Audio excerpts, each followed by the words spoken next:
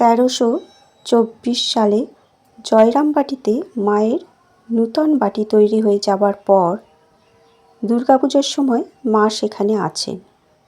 সেই উৎসব উপলক্ষে মামার পরিবারভুক্ত পরিজনদের জন্যে নূতন কাপড় কিনে আনতে তিনি এক ব্রহ্মচারীকে বলেছেন। ব্রহ্মচারী গোয়ালপাড়া আশ্রমের সাধু ও খুব স্বদেশী ভাবাপন্ন। তিনি সব দেশি কলের কাপড় এনে হাজির করলেন। তা যেমন মোটা তেমনি তার শ্রীহীন পাড়। সেসব কাপড় মেয়েদের পছন্দ হলো না। সেসব কাপড় ফেরত দিয়ে মিহি কাপড় আনতে বলায় বিরক্ত বিক্ষুব্ধ ব্রহ্মচারী বললেন, ওসব বিলিতি হবে, ও আবার কি আনব? শ্রীমা শুনে একটু হেসে বললেন, বাবা, তারাও, বিলেতের লোকেরাও তো আমার ছেলে। আমার সকলকে নিয়ে ঘর করতে হয়। আমার কি একরোখা হলে চলে? ওরা যেমন বলছে তাই এনে দাও। শ্রীমায়ের মুখের ওই হাসিটুকুতে ফুটেছে সনাতন ধর্মদর্শনের নির্যাস সৌরভ। মা ভেবেচিন্তে ওই কথাটি বলেননি।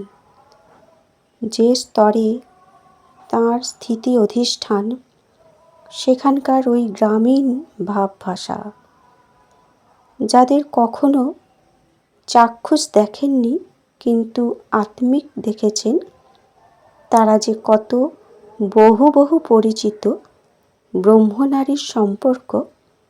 বাবা, তারাও তো আমার ছেলে। আর কত বড় বিশাল সুরম্য ওই ঘরখানি, শ্রীমায়ের হৃদয়খানি। আমায় সকলকে নিয়ে ঘর করতে হয়। আমার কি একরোখা হলে চলে? এ ঘরের বাইরে একটি কেউ নেই, এমনি সার্বিকের অন্তর্ভুক্তি। এমন ঘর জগতে আর একটিও নেই।